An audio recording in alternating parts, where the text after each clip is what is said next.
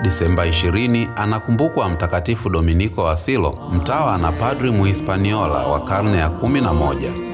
Jina lake Dominiko wa Silo linatokana na wadhifa wake kama mtawala wa monasteri maarufu ya Silo, iliyokuwa sehemu muhimu ya maisha ya kiroho katika Hispania ya wakati huo. Alifahamika kwa kujitolea kwa ufanisi katika uongozi wa kiroho na utawala wa monasteri.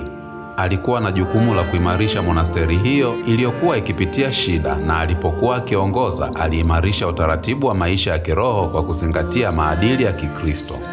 Alifanikiwa kupigania na kutetea haki za watawa na kuendeleza utaratibu wa kiroho wa Wabenediktini ambao ulikuwa muhimu kwa kudumisha utamaduni wa elimu katika karne ya 11.